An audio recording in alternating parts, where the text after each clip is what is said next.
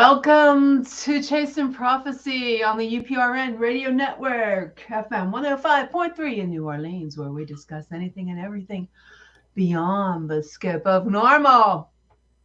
I'm Jennie Nicassi, along with my co-hosts, Shawn Kelly, Jason Ian Petro, and John Ventry. Welcome to the show. We have a really cool, interesting evening tonight, guys. Happy Torture Tuesday. Happy There we Torture go. Tuesday. I was waiting for that one. Remember to like us on Facebook, follow us on YouTube. Make sure you subscribe to our channel. We're on multiple platforms tonight. So if you have any questions concerning our guest, Jack Roth, I want you to post them. It's going to be an interesting evening, I can tell you for sure. Oh, tonight we're going to travel back in time. That's why I'm in black and white. Was it John Ventry? Was it November 1963? Am I correct? November 22nd. November 22nd, 1963, that Kennedy was assassinated. We're going to talk about this. We've talked about a lot of different scenarios with Kennedy. So hopefully this is going to be a good conspiracy evening. So that's one of my favorite topics. How about you, Shawn? I love it, especially when it comes to Kennedy. I like to get down and know what actually really happened. Jason, what do you think about the Kennedy assassination? Well, I was negative 23 years old at the time, so you guys would probably know a lot more about it than I would. Okay. John, what are your views on the Kennedy assassination? I'm sure you have many of them. Yeah, well, I mean, there's a number of different reasons behind it. I always believed he was killed because of the silver certificates. You know, he flew in the face of the Federal Reserve, and when you're up against big money, you know, that I thought that was the reason they killed him. But, you know, you look at, there was a reason I didn't buy Bitcoin because I said there's no way they're going to allow cryptocurrency. But apparently that's, I won't say it's done fine. It did really good and then it dropped back 60%. But it, you know, it's there. I've never heard of the silver stuff. Well, is that the same thing as the U.S. Treasury dollars, bonds? Is it the same thing? Well, you know, it was backed by silver, like the gold standard. And do you remember, Shawn, when you were young, there was silver certificate dollars? Oh, yeah. Back in the 60s. Yes, I collect them. I used to collect them as a kid, and they're going to be worth money. They were backed by silver, which is $23 an ounce or whatever it is. But to me, it was, if you're messing with the Federal Reserve and big money, I thought that was the reason. I got all the UFO theories, but I want to hear what this guy's got to say. Yeah, I'm hope he finds. Hope he gets the link. Okay, I sent it to him. Yeah, there's so many different stories, and it's very fascinating. There's even a time travel show that you can probably see it on Amazon Prime about the actor. I forget his name, but he goes back in time to try to change history. And it goes back to the Kennedy. And a lot of people, there's so many different conspiracies regarding it, which finds it's very fascinating. I find it to be fascinating. Yeah. Yeah, what was crazy, though, it wasn't so much with Robert Kennedy, but his brother got killed and Martin Luther King got killed. Is that the same year? Not the same year, but that tells you that, let's see what the guy's got to say. I got my theory on who did all of that. And if you notice, there's been no assassination since the 60s, right? Right. Everybody, we're all racist. Nobody tried to kill Obama. Ooh, Trump. Nobody tried to kill Trump, right? The two most likely to get assassinated were the last two presidents. At least that we know about. That we know well, of. yeah, at least that we know. That we know of, but they could be covering up a lot of stuff. Well, we'll see what he's got to say. Why those three happened in the 60s, and then the Kennedy curse. Oh yeah, the old man. The old man. Yeah. He was a bastard, I heard. I heard he made deals with the devil, and now his family's got to pay for it. I don't know no if that's doubt. true or not. No doubt. I'm saying that a lot. Is that the sins of the parents come to sins of the father? I think. Yeah, well, I include the mother because I think they're more sinful. Since Eve started the whole damn thing. It wasn't Adam's fault, but then it can go to the third or fourth generation. Possibly, yeah. You think about it. You see how things have changed. Everything's politically correct. When I was younger, Eve was the one who bit the apple. She got deceived, right? So now I go to church and it's like they blame Adam. Adam should have stopped Eve. Didn't someone try to kill Reagan? So it's Adam's fault. Oh, Yes. yeah, you're right. They did. Yeah, but that Yeah. was not. Yeah, okay, you're right there. They got him, but they didn't assassinate him because he was a whack job and tried to kill Reagan. These other people were then killed, right? Jack Ruby. I don't know about Sirhan. I think he's still in prison. I Find think out he's still tonight, in prison hopefully. too. Is our guest And come on yet? You got the whole No, he's not on yet. MK Ultra, right? Oh, You got yeah. that whole thing about where these people programmed to do this. This was like a Manchurian candidate. Manchurian, yes, definitely. Did any of you ever think about running for president when you were a kid? Yeah. Really? No, not at What all. happened? One of my earliest memories was maybe first or second grade. You know how you make the cutouts of Lincoln with his top hat and Washington. You know, you just cut out the silhouette, and I had them in my bedroom sitting there on the mirror, and I was whatever 7, and I kept looking at it saying, "Why you and not me? What makes you better than me?" I've always thought that way. Anything any person can do, another can do better. So why you and not me? Why can't I be president? And then you find out you Yeah, could, but you you find out the whole I think policy. it's all about the money. Oh, Who it's the has the money. most money to run for president? I had a conversation today with a woman with AFL. I got to remember what that stands for. But it was the same thing. She said, "John, it's all about the money." We were talking about when I ran for governor. I won the debate, so it didn't matter. Didn't matter. I didn't have $10 million in my account. Didn't matter. Wow. It's very, very, very expensive. And they go back in your past to see everything you did. Oh, yeah. Yeah. Yeah. I mean, I'm not a Everything big would come out, I'm not a big fan of Fetterman, but man, that one commercial they have out about him not paying his taxes, living off I would mommy and never daddy. ever vote for him. Sorry. You can't vote for a guy like that. This guy, didn't work till he's 49. I was in Queens. I think I told the story. I tried out for the baseball team, Little League.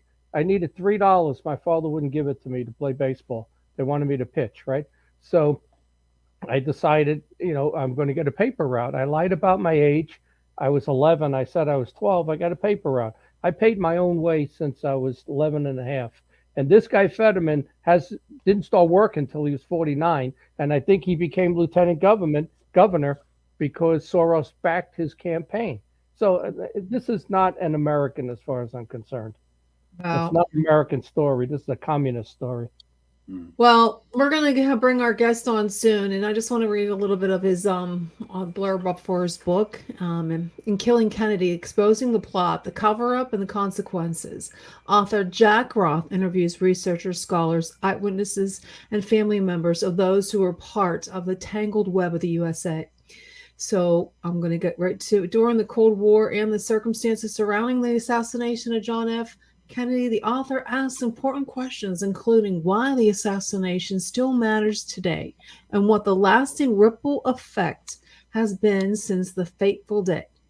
The Kennedy assassination represents one of the most impactful events in not only America, but world history.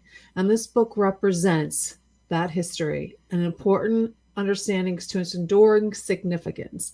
On November 22nd, 1963, the duly elected president of the United States was murdered in cold blood, forever destroying Camelot and national optimism for world peace. Gleaning a people's history of the assassination through dozens of insightful, heartfelt interviews, the author successfully presents the riveting narrative by creating a respectful, well-crafted, emotionally charged book from which both older and younger generations will gain a greater understanding of our nation's history and the current status in the modern world. Jack Roth is a journalist, document film producer, nonfiction book author. He has produced award-winning documentary films, Extraordinary Stand, Romanek storage and extraordinary seating and extraordinary the revelation. He is also the author of Ghost Soldiers. It sounds like something Shawn would like in Gettysburg. An Unknown Down, the book that adeptly explores unexplained phenomena. Jack's work is driven by his strong desire to seek the truth and share it with others, as this he believes will ultimately lead to a greater enlightenment and personal freedom of all humanity. Okay, welcome to the show, Mr. Roth. Let me bring you on, Jack. Welcome to Chasing Prophecy. Good to have you with us. Hey, welcome to Torture Tuesday. Hey, yes. Everyone. Can you hear me okay? Yes, you sound wonderful. Okay. You sound great. Yeah, we're so excited to have you on the show. We love this and want to hear all about what you have and give us some of your well, I'm a conspiracy freak. So if this is anything like I'm hoping it's going to be a great evening. So tell us about your book and what brought you to write it. Sure. Yeah, I'll tell you a little bit about the book and listen, I'll talk about anything. We got our documentaries, and I know you've had us on before for the Extraordinary series that we did, and the Ghost Soldiers of Gettysburg is an older book, but it's always fun to talk about ghosts. So, but yeah, definitely. No, I am excited about the new book. It was a 3-year endeavor. It's called Killing Kennedy: Exposing the Plot, the cover-up, and the consequences, and it's officially going to be out on November 15th. It's being published by Skyhorse Publishing, and they're timing it around the anniversary, which they tend to do with books like this. But I'm really happy with the way the book turned out, because when I first decided, as a lot of us have gone through this with certain things, whether it be the Kennedy assassination or UFOs or unsolved mysteries. At a certain point, we're like, you know what? I need to contribute to this. I need to do my own research. And as a writer, and as I have a journalist background, I wanted to contribute to the Kennedy assassination. Since I was a kid, I just saw through it. I just felt like the minute that I knew Jack Ruby killed Oswald, I knew there was more to it than what the government was saying. And so what I did was I asked friends, I'm like, what kind of book can I write on the JFK assassination that hasn't already been written? And I knew at this point I wasn't going to solve any murders. I wasn't going to all of a sudden come up with that one piece of evidence that the holy grail of it all, right? To say, oh my gosh, this guy did the shooting. So there is a lot of new information out there in the form of thanks to the Freedom of Information Act. But what kind of book could I do? And the phrases ripple effects and why it still matters kept coming up. I kept asking people.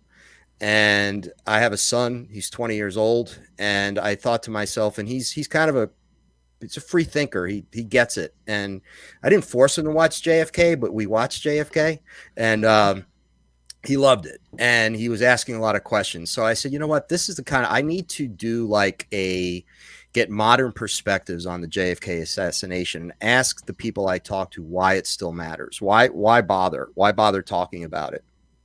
And I wound up interviewing, I interviewed about 30 people, but 24 wound up in the book. And I treat each chapter as basically an interview. And what I wanted to do is get different perspectives on the assassination. And I was very lucky. I feel like I was very fortunate to get some incredible people in this book. There's actually 4 people in the book whose fathers were in the CIA during that time.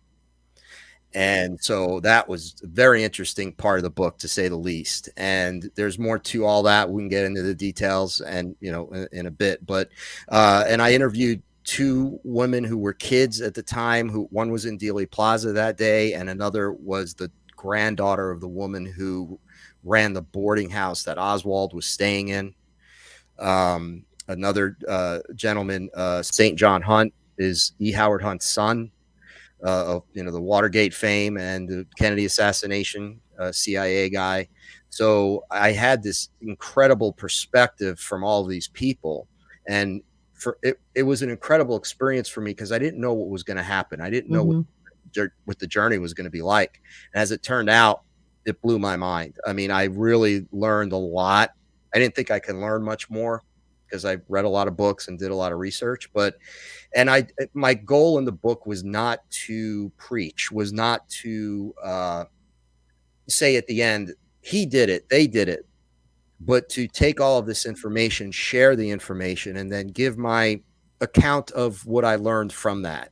So I think in that sense, it's a valuable addition to the JFK research. So I'm happy, Definitely. Really happy. Really, I have to say I am. I can understand that. During your research, were you like surprised at some of the stuff that you found that wasn't pertaining to the original story? Yeah, well, yes. And what I was finding is that each of these people I interviewed, there was a personal story there. And so not only was it talking about, so for example, like the first part of the book is researchers. So I interview researchers, and these are all people who have written books about the JFK assassination. And so they talked about their research, and I would ask them, what obstacles did you come up against? Were you ever fearful for your life? Was there a eureka moment? Right. So each of these individuals that was in that section would talk about, yeah, well, I really had a lot of pushback, and it became personal. So every one of these interviews became very personal, and some of them became extremely emotional. I think that what I learned, and well, there's another section in the book that I call philosophical, psychological, and social perspectives. And what I did was I interviewed academics, PhDs in different areas. So I interviewed two psychologists, a philosophy professor, and a history professor, all college PhDs. And I wanted to ask the question of why whatever did happen to Kennedy, why was the general public, a lot of it, so quick to accept the Warren Commission's findings? Why is it so difficult for a lot of people to go out of their comfort zone and say, oh my God, my government may have done this? So I wanted to get the psychology behind all of it. And I wanted to get to the psychology behind the people that were also in power at the time that may have been responsible for his death. So, and the things I found out were amazing. But one of the things I did find out specifically, and one thing I did learn, is out of the 24 people I interviewed, 23 of them not only believe that Oswald didn't do it, in other words, that he never touched a gun that day, but that he tried to stop the assassination. And there's evidence to this. There's enough circumstantial evidence to this that suggests that he did. That he may have been the person who a guy named Lee contacted the FBI in Chicago when Kennedy was going to be up there and said there's going to be a plot. These people are going to try to kill him. And so they stopped that. They didn't do the Chicago. They were going to do the same kind of thing they were going to do that they wound up doing in Dallas. So, and then in Dallas, of course, someone went to the FBI office in Dallas and gave them a note saying something's going to happen. So I think a lot of the really amazing things I learned had to do with Oswald. There was really nothing new about Kennedy, really, that I learned. And there were some interesting new documents that were released through the Freedom of Information Act that's, but again, it was that really suggesting that Oswald was an intelligence asset.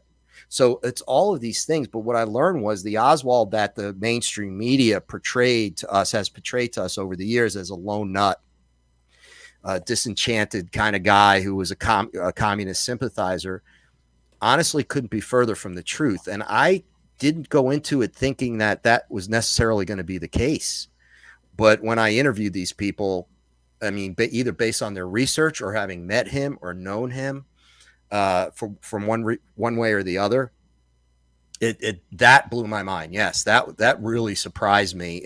I should say this: it didn't surprise me, but I couldn't believe to the extent that all of these individuals from different areas and of study and research and all of that all felt the same way. And the 24th person didn't necessarily think this was the little girl who was in Dealey Plaza that day. But her story was that I just didn't hear, like, I thought I heard firecrackers. So I didn't necessarily look up at the book depository, or so she just was like, I don't know who did it. I could never say, and it could have been Oswald or anyone else. So, but yeah, it's fascinating when you start researching these things and interviewing people, and they start crying while you're interviewing them because of something, it affected their lives to such a degree, or, for whatever reason, they spent so much time on this. So that was really revealing to me. John, you got a question? Well, yeah. I've never heard that before, that Oswald tried to stop it. And you're saying 23 out of 24 actually believe that? I mean, what are they basing that on? Well, 23 of the 24 believe that, well, yeah, two things: that Oswald didn't do any shooting that day. And again, the research is because of the research they did. So, for example, this one gentleman who wrote a book about this specifically, was the Zapruder film, and they study the intricacies of exactly what happened at that moment, which is, I give them credit for, because it's been so many years that it's hard to do that, but they nevertheless do it. One guy, for example, David Mantic, he's a doctor, and he went to the National Archives several times and looked at the autopsy photos and looked at the photos of the brain. And through that, he determined that there was no way that the shot could have come. There were more than one shot, and then there were several wounds, etc. But the whole idea that Oswald, what winds up happening is you have this huge puzzle, and there's a lot of disinformation out there, right? And it's been almost 60 years. So you try to put together as many pieces of the puzzle as you can. And my goal was to just present these compelling new, whether there was new information or whether, there was, interesting insights that we can kind of grab onto today and take with us as we kind of move forward and try to, navigate democracy as it is right now. So, but I had always heard, before I even started doing the book, that Oswald was most likely an intelligence operative, low level. Okay. So if you consider that, so you have to consider that. So if you consider that Oswald was a low level operative, he was being ordered to do certain things leading up to the assassination. And one of the parts of my book, that is 3 chapters worth of the book, is called New Orleans, the Summer of '63, because all those people I interviewed for that section of the book had either done research or were there in the summer of '63, and they either knew Oswald or they had done research on other things that were going on in New Orleans at the time. So, and again, you have to realize the times in which this happened, the Cold War. So Oswald's this low-level intelligence operative taking orders. They're telling him to go hand out pamphlets here. They're telling him to go do pro-Castro stuff here. They're basically sheep dipping him. And what happens is you start putting these pieces together, but so then right, like 2 months or 3 months before the assassination, he's told to go to Dallas, and he's given a job at the Texas School Book Depository. And, again, you start adding up these quote unquote coincidences, and they start to make a little sense of, okay, well, wait a minute. So now he's at the School Book Depository. And one of the people I interviewed, her name is Judith Very Baker, and she was a pre-med. She was like this protege working on cancer research. And she was from Florida, and she went to New Orleans to study under Alton Ochsner.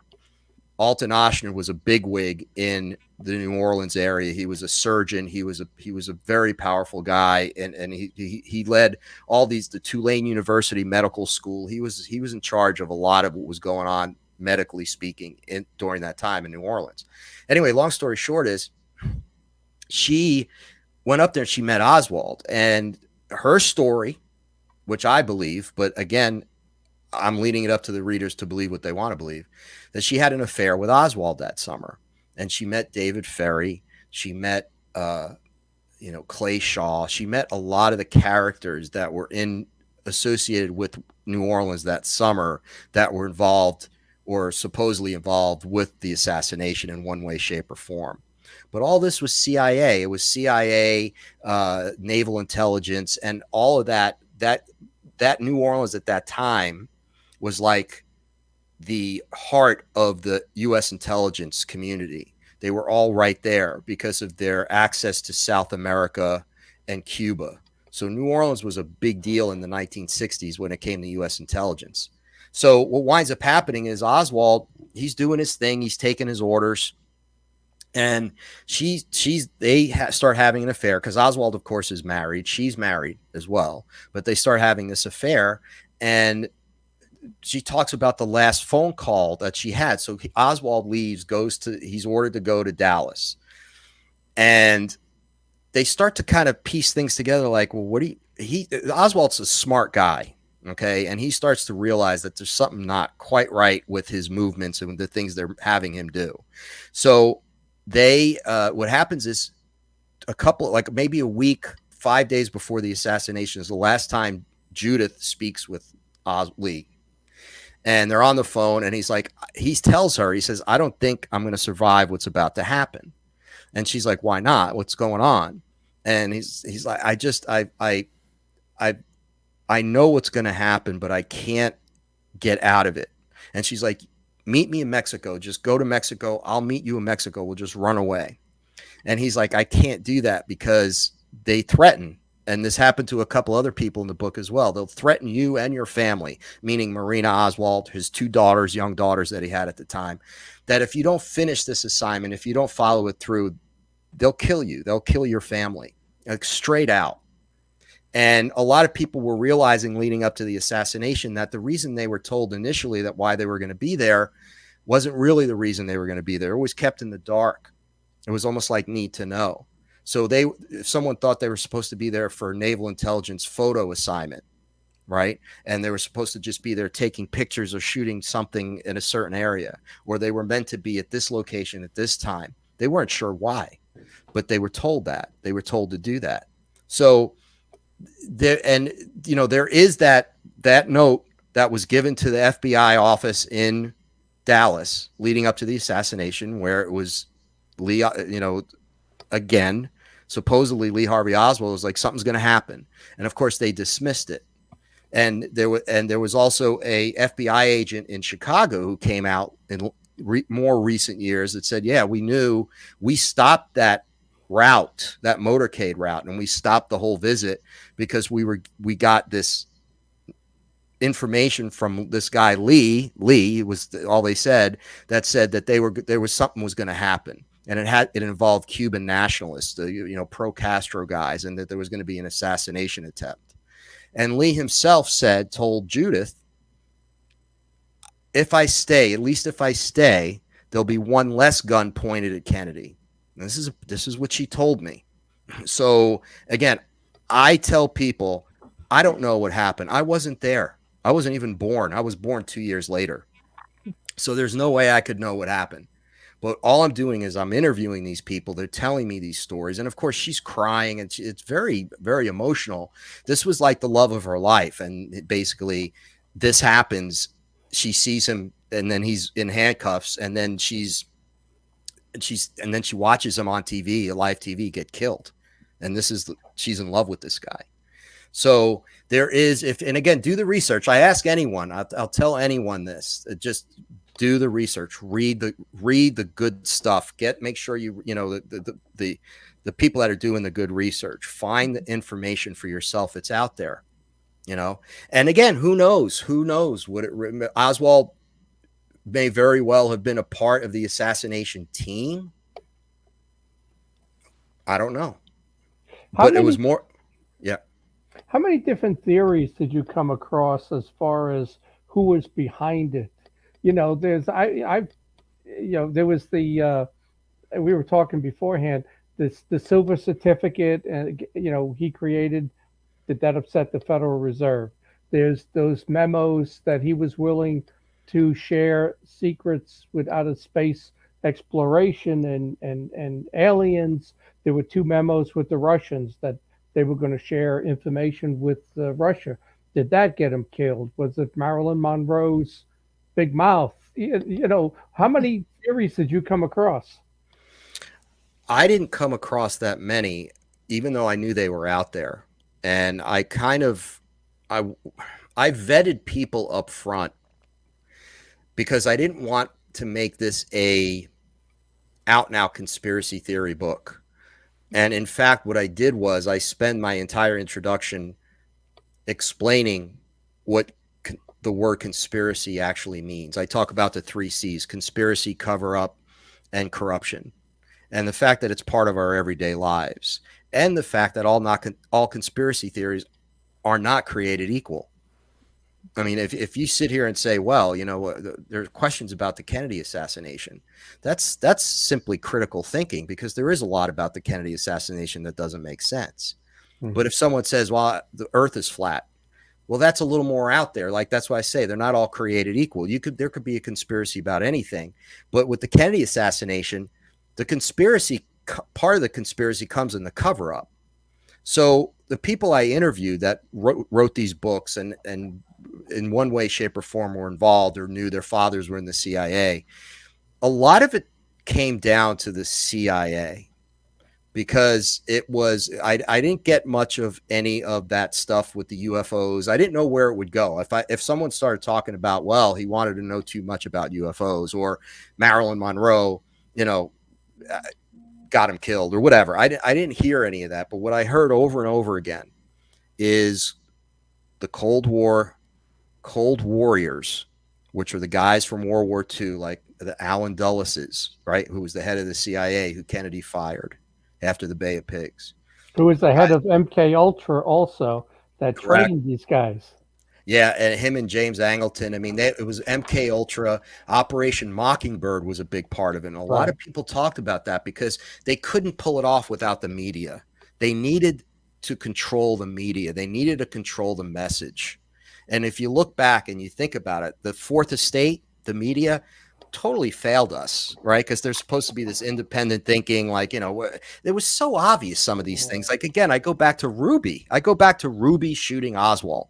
And as a critical thinker, I sit there and I'm like, well, something's rotten in the state of Denmark right there. Why? Well, what are you kidding me? And then they say, well, he didn't want Jackie to go through a trial because he loved Jackie Kennedy. If that's not the biggest bunch of hunk, I don't know what the heck is. Well, so right there, you're already asking questions, So most of it, to answer your question, most of it was CIA related, as far as the theories are concerned, of who did it, who did it, and who was involved in the cover up. Whether they even knew they were involved in the cover up is another question.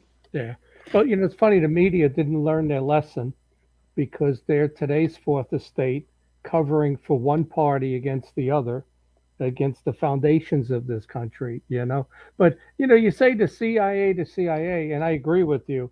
Did LBJ's name come up? And I'll tell you why. It was interesting that Forrestal was connected to JFK. Forrestal tried to recruit JFK to become part of his staff, and JFK decided to go into politics. And the whole UFO story with Roswell and MK and the Majestic 12. Well, they're giving Forrestal a medal, and 6 weeks later incarcerating him in Bethesda for depression or mental illness. But the person who was the last person to visit Forrestal to change his mind about going public about UFOs was LBJ. Was the last person he saw other than the people that threw him out the window. So, I've always said that this took place in Dallas, and you always have to look at who benefits. Well, LBJ, that's his town. He can cover it up. He's the vice president. He becomes the president. That's the biggest benefit of this whole thing. Did his name come up in any of this with the CIA as a plot? Yes, it did. And that's a great, I'm so glad you asked that, because there's so much in the book that if you don't ask me, I'll forget some of it. Yeah, but yeah. that I interviewed a guy by the name of Phil Nilsson, who wrote a couple books on LBJ. I mean, he deep dive in LBJ. And LBJ, according to not only Phil Nilsson, but other things that I've heard and read, not only was he an opportunistic person, but he was a narcissistic sociopath. He was also part of a Texas good old boy network. And if you go back earlier in his career, before he became vice president, we go back to corruption, one of the C words, right? The amount of corruption in Texas with these good old boys. And that includes the oil guys, right? They have all this power. So you have these judges, these oil magnates, and they run everything. And it's all about money, and it's all about payoffs. Lyndon Johnson was immersed in that. That was how he grew up in politics. That was his whole thing. But according to Phil Nilsson, he had to become president of the United States. It was a thing with him that he was going to become, no matter what it took, he was going to become the president of the United States. He was incredibly egotistical, power hungry, and again, really a narcissist. And you talk to people who really knew him, and it's like, yeah, he was a piece of work. He was the Harvey Weinstein of his time. With women also. He was crass, but he thought, this is something that's a big takeaway from this book. If you read the book, you'll see it, and that's the take that you'll take this away, if nothing else. They're the people who run things, and I'm not going to name specific names or groups or corporations, or I'm not going to do that. Mm-hmm. But there are people who have the power, ultimate power. They're elitists. And in this country, especially during that time, there were blue blood, Ivy League elitists. And these people literally believed they were better than everyone else. They were better than the masses.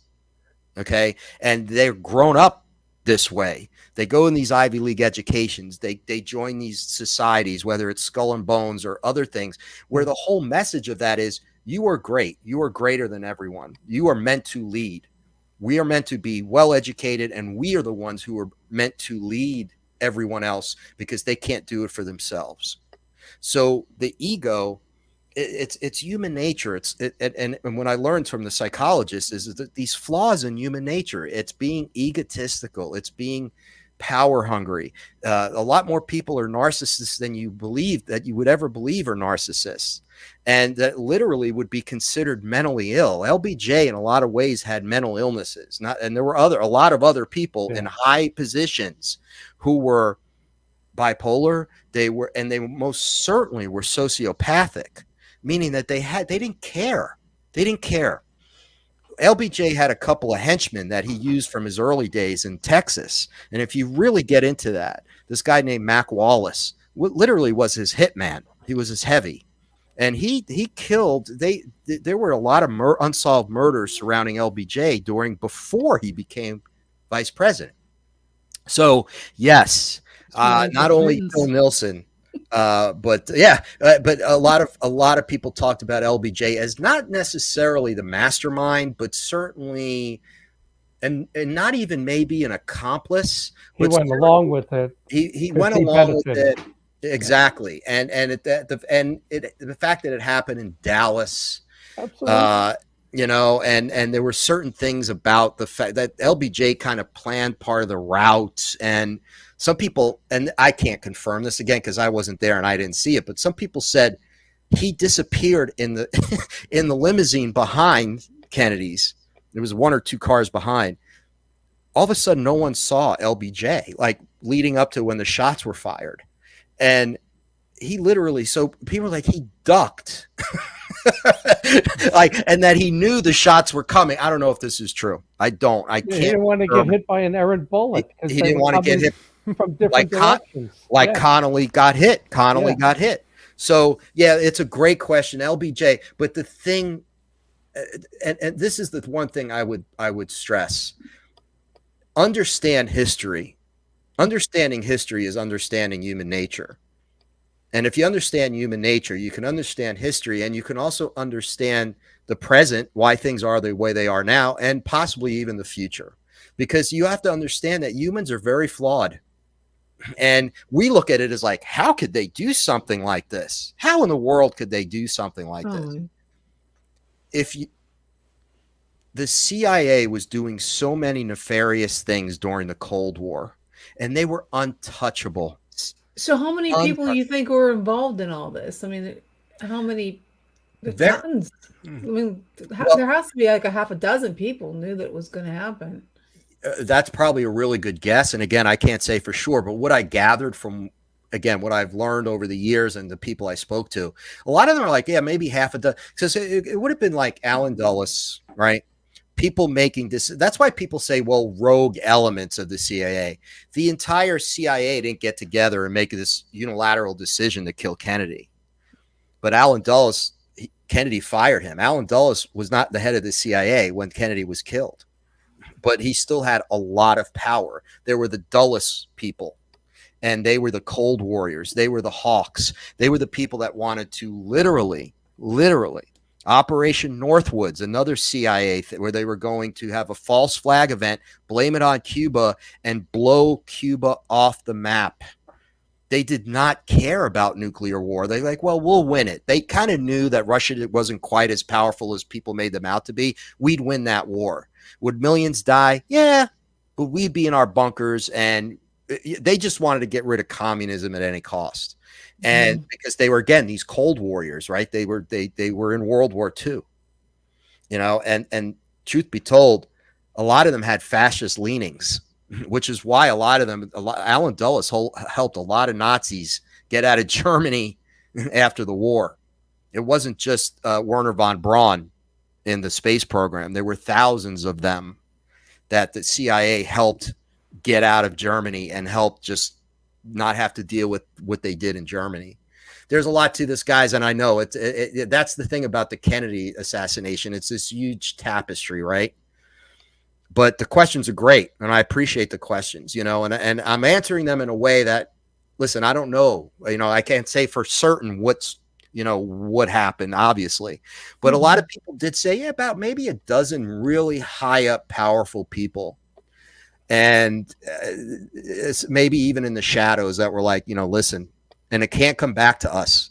It could not come back to them, which is why Oswald or others who were also set up to be patsies, one of them had to take the fall. And then one of them, whoever took the fall, had to die before the trial. There could not be a trial. Yeah. Enter Jack Ruby. You heard Cuba, the mafia. Did the mafia have a hand in it? Because they helped get JFK elected, and then he turned on, I think it was Sinatra, and he kind of dissed the mafia. He kicked them out after he got elected and went back on his word.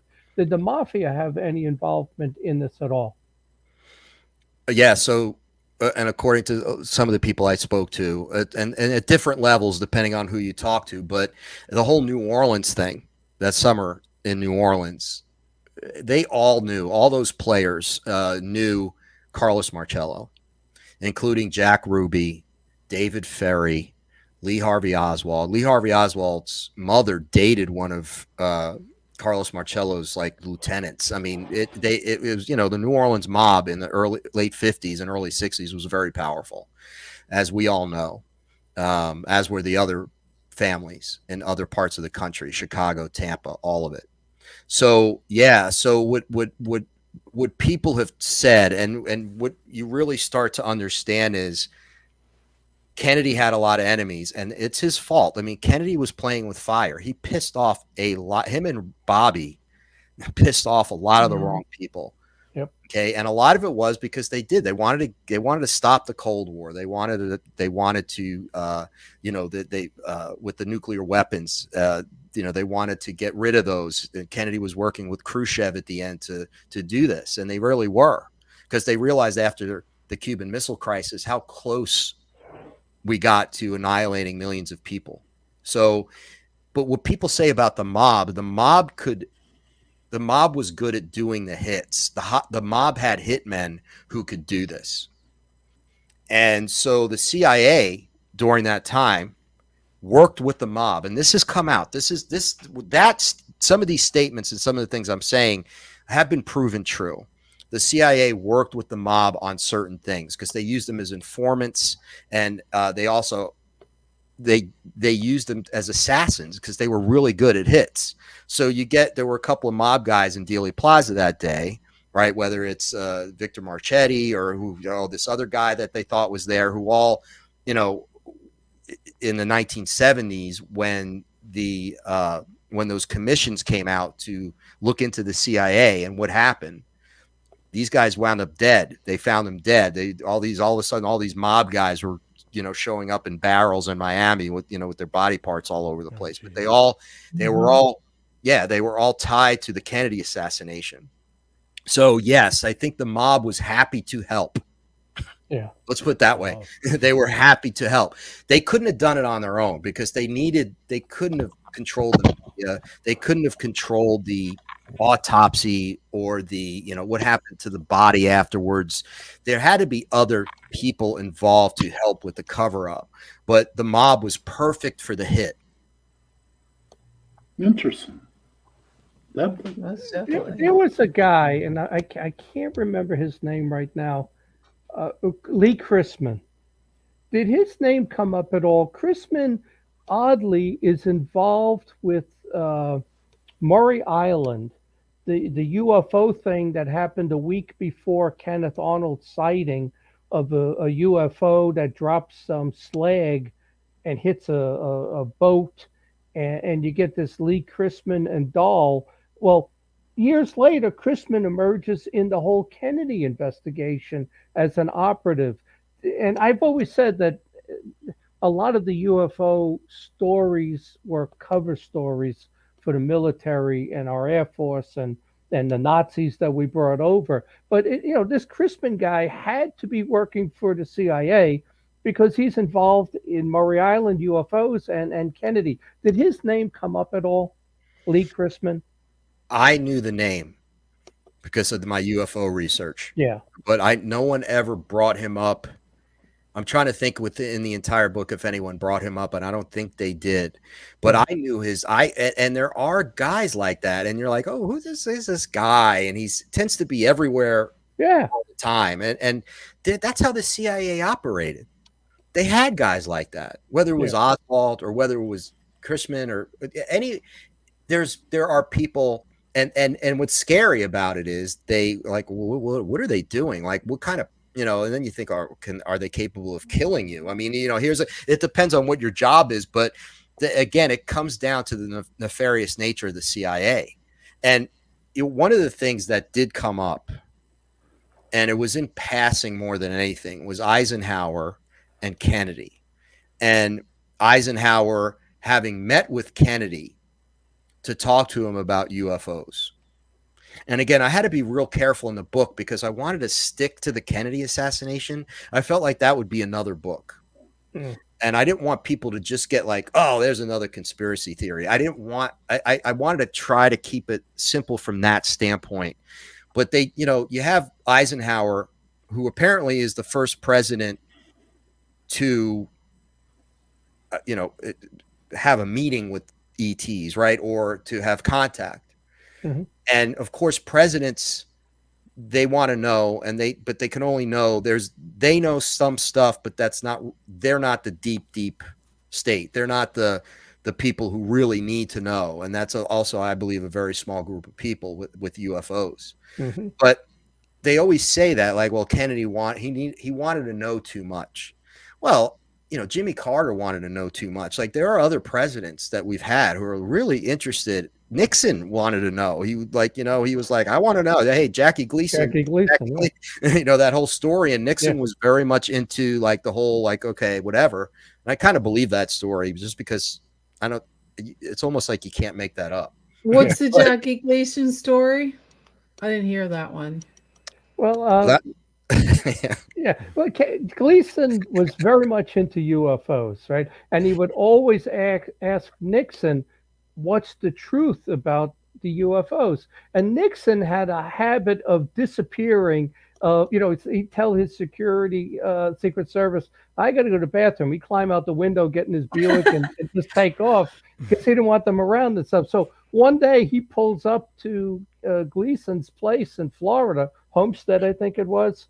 Mm-hmm. And he says, get in, I'll show you. And he takes them. They go to the gate opens. They clear them. I mean, the guard sees President Nixon and Jackie Gleason. He waves them on.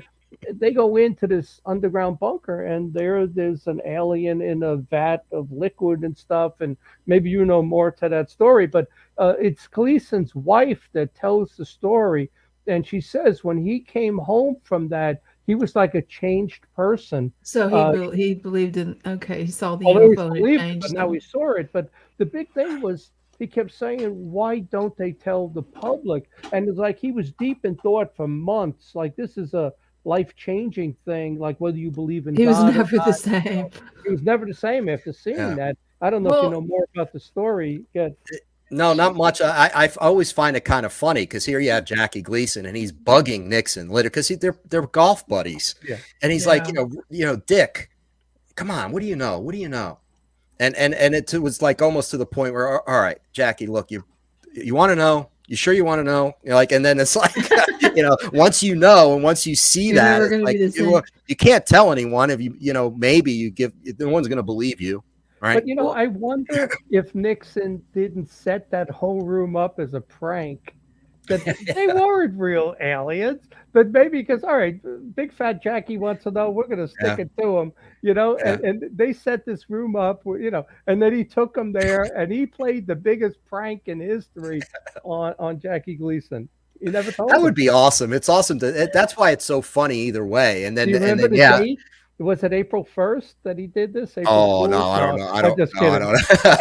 Yeah, no, I'm not sure. But yeah, that's a good story. Yeah.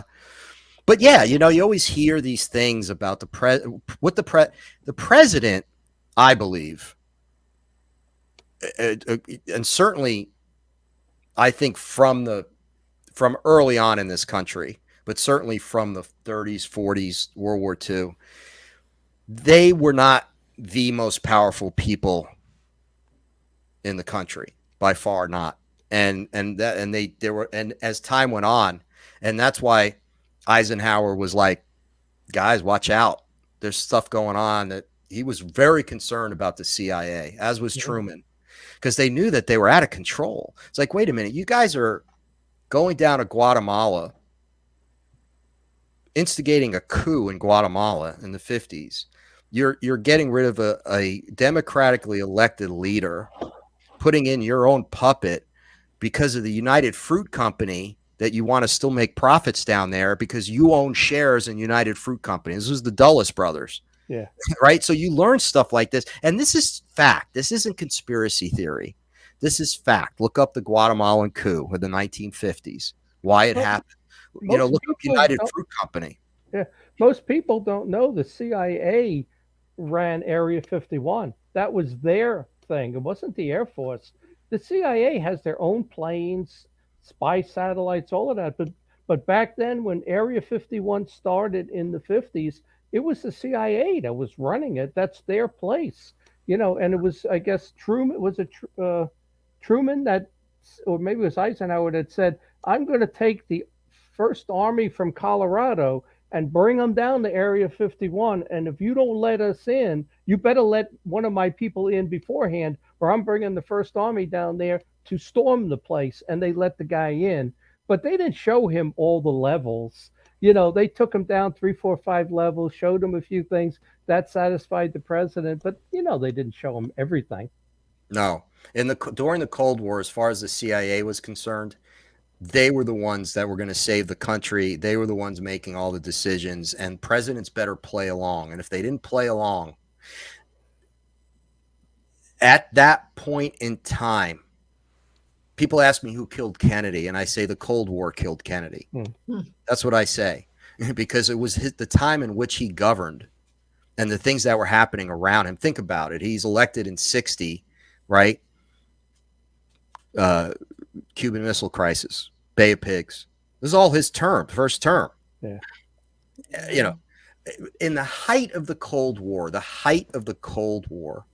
and he's firing he's firing all the guys, the Cold Warriors who built the CIA. He's firing all these people, right? And again, yes, you could go further and say, well, he wanted to get rid of the Federal Reserve. He wanted to, that oil tax. These are all facts too. He did want to, tax the oil companies, and he was trying to be. Over the course of his presidency, he changed. And one of the guys I interviewed, it was I have to be honest, this is one of the most fascinating chapters of the book, was a gentleman by the name of Peter Jennie, who wrote this book called Mary's Mosaic.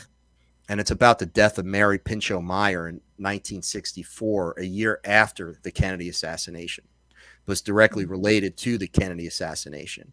And Mary Pinchot Meyer was this blue blood, Vassar educated, just elite family, New York family kind of person. And she was amazing. She was like ahead of her time. And you want to talk about just the female power and the power of the feminine. She had it all.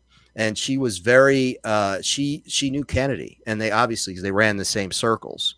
And her sister was married to Ben Bradley, the guy who eventually became the editor of the Washington Post. And Ben Bradley and her sister Toni were best friends with Jack and Jackie. So they all knew each other. Long story short, Mary has an affair, but not your typical affair. It's one of the few women in Kennedy's life that he actually respected. And there's a whole story behind it. But she was trying to get Kennedy. She was like, because she was a fairly liberal in her thinking, and after the Cuban Missile Crisis, she's like, we're all going to die, and she had an effect on him. She did have a little influence on him, and you can see as time went on in his presidency, when he gave that American University address, which is considered one of the best speeches of all time given by a president. It was not short. It was shortly after that he was killed. Was that the one where he talked about secret societies and? He said a lot of very interesting things in that. Oh, that was one of the greatest speeches ever. Yeah, he just didn't care anymore. It was like da-da-da. And a lot of it was talking about peace and the fact that we had to have peace in Russia. And it's true. I know we see it in a million movies and we hear it a million times, but Kennedy did not want to get involved in Vietnam. Whereas Johnson was all too happy to get involved in Vietnam because him and his cronies made billions of dollars on the Vietnam War. And that's the thing. Like, and this is the same thing with UFOs. And that's why I feel like it all ties in together, because it all comes down to people who control everything. They are the ones that they're creating the narrative. All right. And whether they're throwing out disinformation, they're like, now people talk about disclosure. Well, are they dripping out disclosure? Are they throwing us little breadcrumbs? Right. But they're trust me, they're still controlling the narrative. Yeah. You could talk to any UFO researcher. Yeah. It's the same thing with COVID. You hear these stories of Bill Gates and 6 months before Agenda 21 and, these meetings on depopulation, all these things. But who makes the money off of all of this? Fauci, Gates, the pharmaceuticals. Do they really even care about all the people that die? I think they only care about how they can make a killing and make a few $1 billion. That's all they really care about. Most definitely. I can say with certainty, after having written this book and done the research that I did, that they absolutely do not care about us. They care less if we all die tomorrow. This is where I go back to the elitist mentality. It really is a real mentality that's very scary. And it's like, we are meant to rule over all others. And it's not just the ancient kings and, No. 1,000 years ago. It's now. and that's the mentality. And it's horrifying. That's why in the book it's like, it doesn't matter exactly who killed Kennedy. It's important for people to have critical thinking skills and to understand that there's something not right about what they're telling us about the Kennedy assassination. About everything. You could take it from there, right? Yeah. You could, like I tell people, do your own research, find the answers for yourself. But the one thing that remains constant in all of this, whether it's Forrestal being shoved out a window, or everything, with the UFO phenomena, it's all about power and control. Mm-hmm. Kennedy had to go. He had to go because he threatened the power structure. I agree. So what do you think are the ramifications of the fact that he got assassinated? Like, let's say he never got assassinated and they didn't kill his brother or MLK. And just interestingly, about 2 or 3 years earlier, they came out with a manual on how to assassinate people. How to if you're going to throw somebody out the window, it has to be higher than 6 stories. Yeah, exactly. And Forrest went out the 13th floor. Right. This other person went out and then nobody else has been assassinated since the 60s. Right. Reagan. There was an attempt on Reagan by a mentally ill guy that may not have anything to do with anything. But, I was thinking that too. But what are the or was there attempts on other presidents, but they just caught them in time and kept it hush hush? Right. Like Squeaky Fromme with Ford. I mean, that was kind of the Manson thing. Yeah. But no. And again, it goes back to the 60s. It goes back to the Cold War. But what was your initial question there? Well, what's the ramifications of the assassination in the country and politics? Like, let's say it never happened, or since it did happen, what did that change? What do you see what resulted from the Kennedy assassination? Right. And that is a question I asked every person I interviewed, and on purpose, because that was one of the key themes of the book. What were the ripple effects? What have the ripple effects been? And to a person, it's amazing what they say, but it's basically since Kennedy dies, the Vietnam War starts. We have been in a state of perpetual war ever since Kennedy died. You have Vietnam, and we've kind of been in perpetual war since World War II. So, you have Korea, you have Vietnam, then you have all the Middle East, you have all that. But it also changes. If Kennedy lives, he wins a second term. Do we know that for sure? No, but people loved him. Yeah. He was going to get the votes. Okay. He wins another term. That's 8 years. Bobby wins, then comes in. They were terrified that he'd win another 8 years. So that's 16 years of Kennedy's. Think about how awful the presidency became after Kennedy, and the people who became president. First of all, Lyndon Johnson, we already talked about him. Nixon and Watergate. Hello. Nothing else needs to be said. And just go down. I don't care if they're Republican or Democrat. This has nothing to do with, that's another thing I learned. This has absolutely nothing to do with party politics. That's all a huge ruse to keep us arguing with each other. Yeah. Keep us fighting amongst ourselves with nonsense, Republican, Democrat. When they don't care. They don't care about that. They just want to hold on to the power. Yeah. So that's very important for people to understand and realize, because we're beating each other up so much right now. And it's like, but I don't want to go straight too much. Getting back to your question, everything changed when Kennedy died, because the direction he was going was towards détente with the Soviet Union, and end to the Cold War. an end to no escalation in the Vietnam War. He probably would have pulled out eventually, maybe had some advisors there. So all that alone is a big deal. But then when you take that and you keep going with the ripple effects of that, and think about how everything, Kennedy's assassinated in 1963. The counterculture movement starts in 1965, 1966. People protesting all over the place because of the war. And then you have Johnson, and then you have Nixon, and then you have Ford. Yeah. And you can go further, but let's stop there, right? You know what I'm saying? Like, all of a sudden it became just the integrity of the office just eroded completely.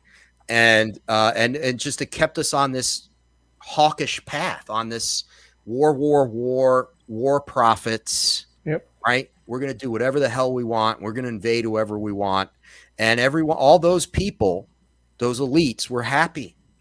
They stayed happy. They made, I see a similarity there between Kennedy and Trump. Trump didn't start any wars, right?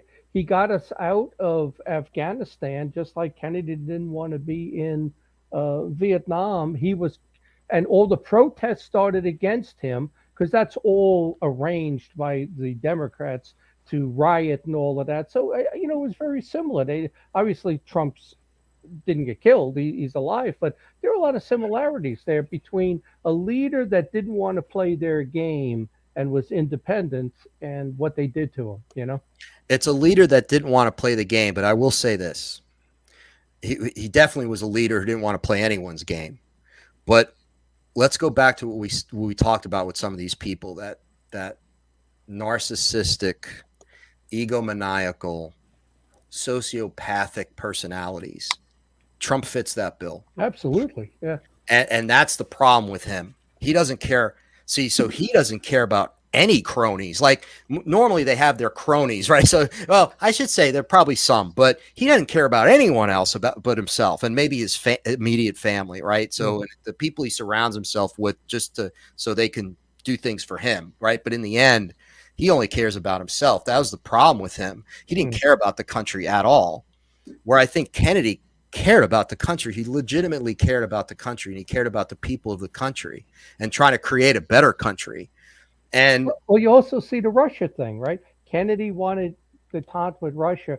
Nothing you see happening right now with Ukraine or Putin would be happening if Trump was in place. So in a way, there's another similarity. He found a way to quiet Russia, quiet North Korea. There wasn't going to be any wars with these people. But you get the Democrats come in, whoever controls them, and you see Biden just ramping things up. But what about George Bush? Well, he was terrible too. They ramped things up, and he was a Republican. So, well, I agree. Like I said, whoever's behind it, yeah. So, and what I'm saying is, doesn't matter if you're Democrat or Republican. It doesn't. It really doesn't. It's like a lot of the presidents recently. I just read this article, and I haven't done enough research on it yet to say for certain or to make any bold statements. But it used to be presidents were war heroes; they were military guys, and they became president. Now it's all a CIA connection, and it kind of started after Kennedy, but certainly Bush Sr. obviously had he was the director of the CIA, so that was like a major connection.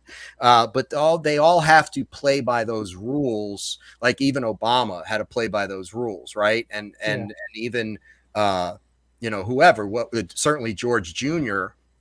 He had all these people, all the people around him were his father's people, right? So nothing changed there. It's no reason to be in the Middle East. Iraq didn't do anything to us to be attacked. Yeah, and Afghanistan. And then we just turn it over to China so they can mine the heavy metals you need for these cars and phones, right? I don't understand it. and young people die. Yeah. Young soldiers die. And civilians die by the millions. Right? If things were to ramp up, I would not, I'm not young, but I would tell my kids, you don't enlist, you don't go to war until they step foot on United States soil. I would never, ever go overseas to fight. And I know I'm in a very patriotic veteran area here in Pennsylvania. I have not seen one war since World War II that was worth fighting for. I would never, ever enlist to fight in these foreign wars. Wouldn't do it. They come here, I'll run out of ammunition. Well, of course. I totally agree with you. It was World War II.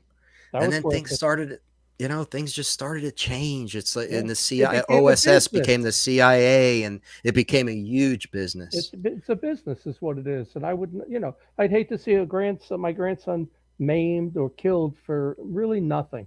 These wars will always continue. Right. And you know what the worst part of that is? The worst part is that, war. And I always support the troops. Mm-hmm. But I also support the troops once they get home. Unlike Vietnam, right? Where they were spit on. I reckon. Yeah. When I heard the statistic about how many suicides right now, as we speak, a day, from wars of the Gulf and Iraq and Afghanistan wars, where they're getting no help. It's like, go over there, and if you survive, you're almost better off getting killed, because if you survive, you will suffer. It's unnatural to be in that position where you don't know you're going to get shot, you're going to get blown up. Your body, your stress, your nervous system isn't made to handle that. And there are some people who can, but I think there's a lot who just can't. You shouldn't be in a position like that. Yeah, no, I totally agree. And it's always been, they just didn't know what it was. But you go back through time, anyone fought with a sword in the Crusades, they all had PTSD. Right.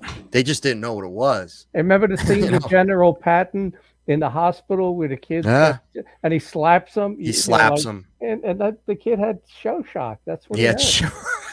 And Patton he gave it to him again. Yeah, that was kind of a hard scene to watch. That poor guy. But they didn't know. They didn't think that way. So we're going to take a quick break, and we're going to give a shout out to Carnation. Thank you for sponsoring this second hour. We appreciate it. So tell me, Jack, what about the Unknown Down? Tell us about that, about the UFOs that were over Florida involving, let's see, you said there's several unidentified flying objects over U.S. and Cuban military personnel. What does that have? What does that involve? That was an interesting book and a project that came to be in an interesting way. I had gone to what conference was it? It was in Sebring, and it had to be maybe 7-8 years ago. There was a UFO conference in Sebring. I can't remember which one it was. Where's Sebring? Sebring is in the middle of Florida. It's there's a raceway there and nothing else. There's a hotel. There's like a resort, a raceway, and that's it. So it's in the middle of the state, in the middle of nowhere, kind of between Tampa and Palm Beach ish, like if you somewhere in there.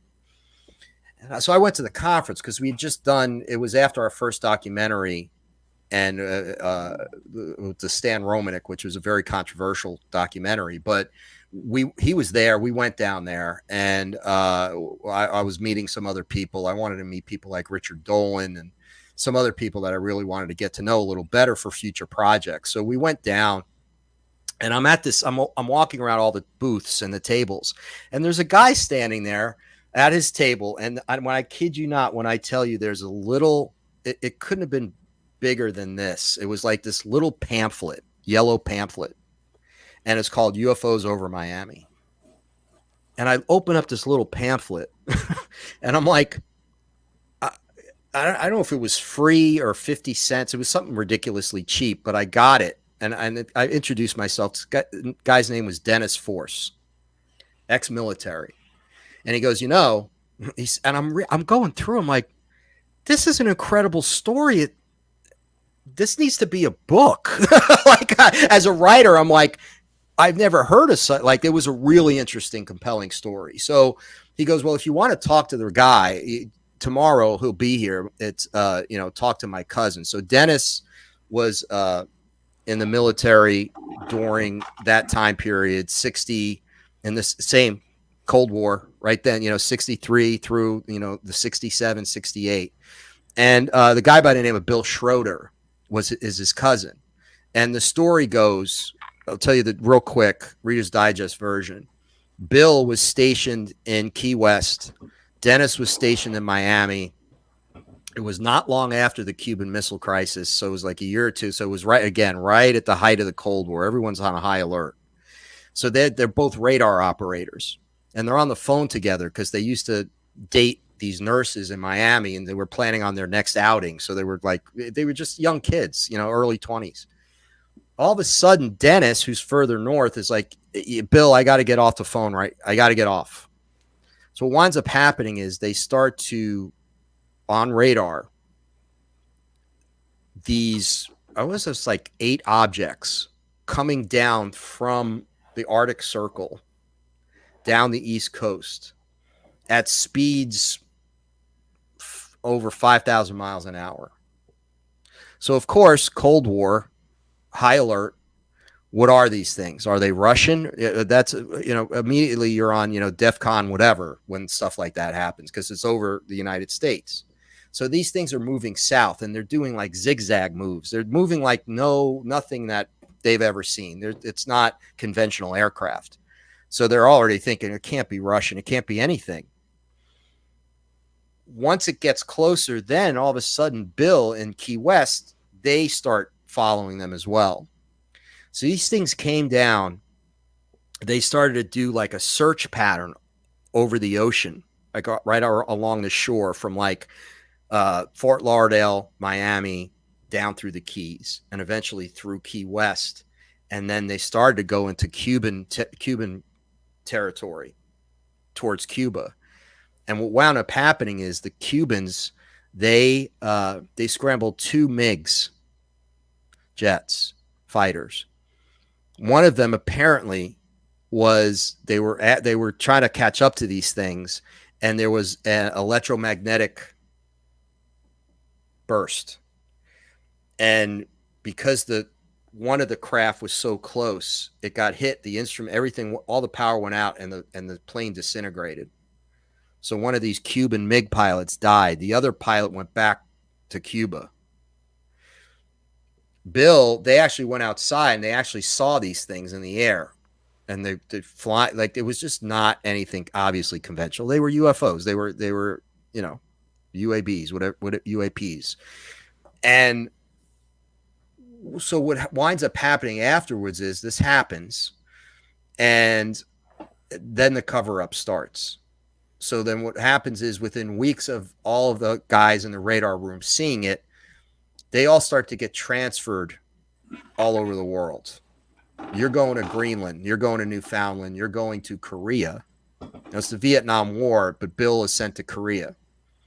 All the people because they don't want people, and this is modus operandi when stuff like this happens. That's what they do. If there's a group of 4 people that see it in the military, those people are sent to places all over the world so they can't talk about it with each other. Mm-hmm. So that happened. And so what Bill, after his service in the military, became a police officer, a detective. And then after he retired, became a private investigator. And after all these, and they were told, say nothing about this. It was I don't know what they said to say it was. I can't remember offhand, but they went on with their lives. But then when they got older, and, Dennis, his cousin, was still alive, and Bill's like, I'm going to look into this more. I can't, because it haunted them, because they knew that what they saw wasn't normal, and they knew that it was covered up. And Bill's theory, based on his knowledge of radar and what these things were doing and how they were maneuvering, is that they were looking for a down craft.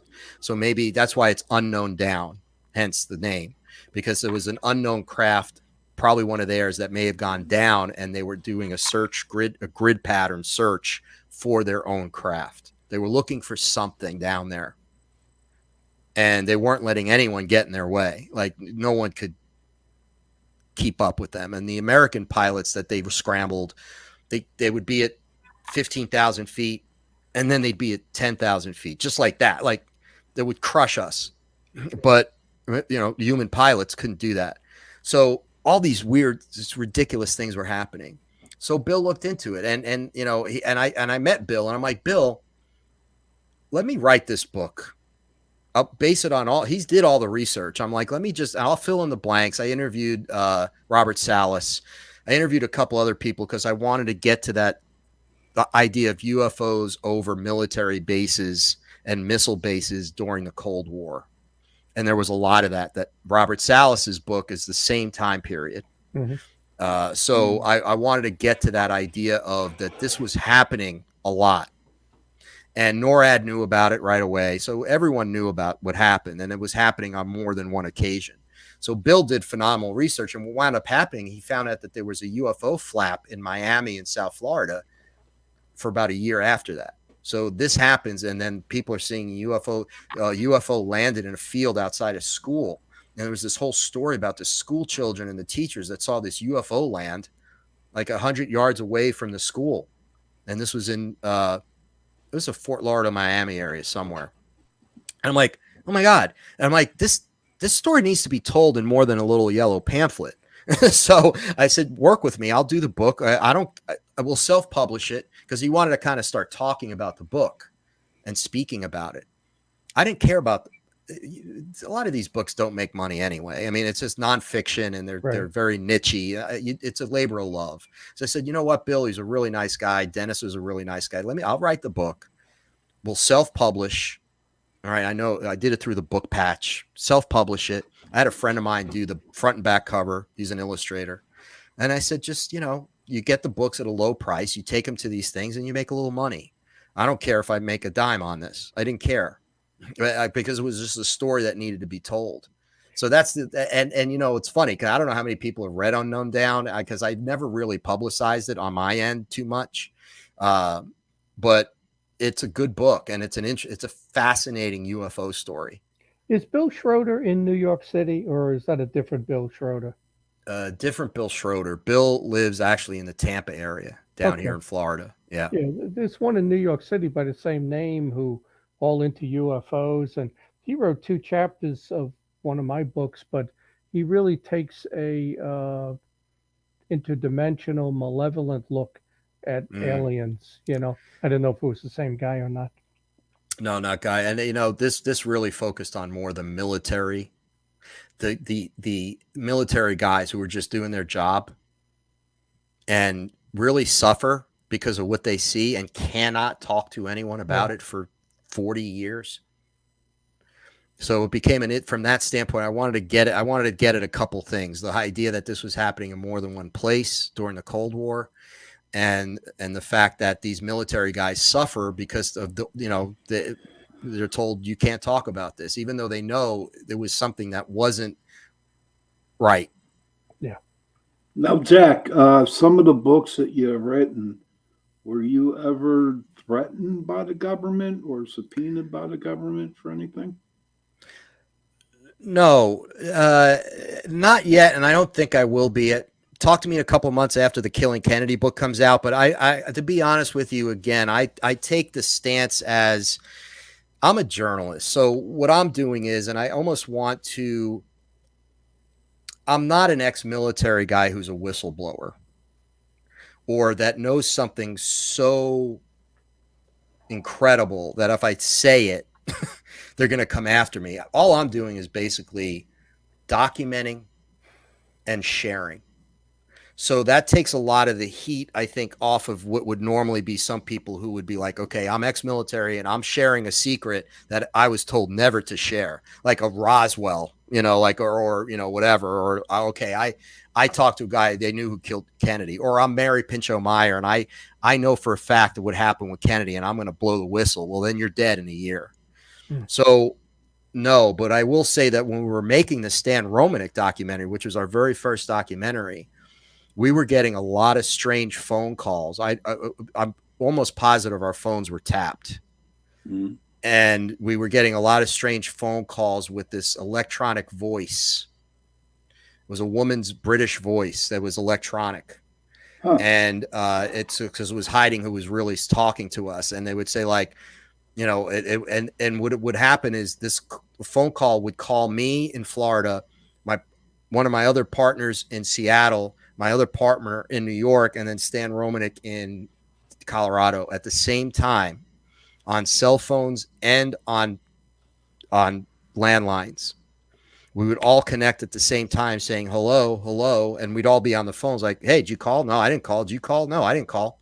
And then all of a sudden you'd hear static, and then this voice would come on and give us a message. And there were two different types of kind of messages. One was like, I'll never forget, I was coaching my kid at a soccer game on my way, and this call came through. And they're like, now that you're making the documentary, we want you to know that you are being watched, but that will be handled. So I feel like it was almost someone watching us like a white knight, almost like, like we got this. Don't worry about it. The story needs to come out. But some of it was so strange that they'd say that the woman's voice would say, how do you say, and then be like, just in the way the message was conveyed, we honestly, truthfully believe that we were getting some of these messages from up there somewhere, because they didn't know some of our lingo and our language, and they probably used that electronic voice thing in order to speak to us. So that's what they were using. Yeah. Do you think Romanek was set up with his laptop where, they found, I don't remember what they found on it, but then I don't know if he ended up going to prison. He was sentenced. Yeah. Was he set up with that? Okay. So, and he did go for a little while, went to prison. Yeah. His life was totally destroyed. Based on what we knew, and understand that we approached this as we were never part of Stan's fan club or any of the people that were going around. We were documentary filmmakers. Mm-hmm. We were just telling a story, and we would have to tell people, listen, we're just telling this, we're presenting all of this incredible evidence, and you have to decide for yourself whether you believe the guy or not. Mm-hmm. Right. And it's like if I made a documentary about Hitler, I'm not promoting Hitler. I'm just making a documentary about Hitler, so that was we had to distance ourselves as filmmakers and say, we're just the filmmakers. But I will say this, knowing what happened over the years leading up and when we got to know him and we were at his house several times, and all the phenomena and the things that happened to us, his computer was definitely tampered with, because it had been tampered with before that. And he was warned several times, stop. Yeah. And he was arrested probably 2 weeks before the premiere of the documentary. Yeah. So we had a premiere in Fort Lauderdale Film That's Festival. Crazy. And they were so afraid to tell us, especially his wife, they felt so bad. Lisa Romanek, she was a sweetie. They got divorced. I mean, they literally destroyed this guy's life. And I have to say, Stan was his own worst enemy, because he said stupid stuff, and he was goofy, and he just, we can't choose who gets abducted, right? It's not like we wish Gandhi would have gotten abducted because, hey, Gandhi got abducted, so Gandhi, it must be true. So, but this is just a guy who has his flaws and is, like ridiculous, right? So, but he had this incredible amount of evidence, and some of it was so compelling. And then stuff happened to us that we couldn't explain. So, and he wasn't this mastermind, right? Like, there's no way. We talked to AT&T people. We talked to phone people. There was no way Stan set up these phone calls. There was no way. He was as perplexed as we were when the calls came. So my answer to your question is, I believe personally that he was set up. Now, I don't know if he's a pedophile. I don't believe he is. And he wasn't. It was child porn on his computer. So I think that the charge wasn't pedophilia. The charge was distributing child pornography, maybe. Yeah. But we did a little research on this. We actually added 10 minutes to the film because we wanted to know if this is something that happens to whistleblowers. Wouldn't you know, it happens to whistleblowers. Stan's not the only one. Well, the head of MUFON, Jan Harzan. Yeah. They got him for the exact same thing. Yeah. You got to, and then You get Lou Elizondo in September, a month ago, makes this statement. He wants to blow up ufology. He wants to kill the UFO field because they want to control it. This group now that's working with the Pentagon, and he's one of their operatives. So what do? You start getting rid of people in the field so you can take it over, try to destroy MUFON, if they want to get Dave McDonald, I know things about him. They can get Dave McDonald also. I was on the board of MUFON. Is that what they're going to do? Because it makes you wonder. And they don't have to kill you anymore, Right? They don't because tell you. the Today they just technology is such. yeah. You know how Destroy your easy it is to put child porn on anyone's computer, Yeah. especially Yeah. if you're the CIA or the NSA. I drop my laptop off at Geek Squad once or twice a year to get cleaned. How do I know That- what comes back? It's horrifying. And the truth is, once it happens, all that has to happen is that for that to happen, and at least 50% of the people in your life who know you will not believe you. Yeah, more than that. So you're completely discredited. It's the easiest thing for them to do. It's like, it's too easy. It's almost laughable. Yeah, today they just cancel you is what they do. Yep, totally canceled. And that's what they did to Stan. Not to change the subject, but there's another incident in Washington, 1952, with the UFOs. Have you ever researched that, or have you ever reached where they were talking about? We're going to get back to this one.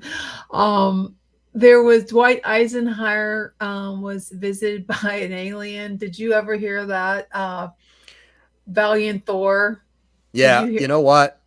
I have to tell you, when I first heard about Valiant Thor, I was like, I didn't know what it was. And I'm like, what is that? Who's that?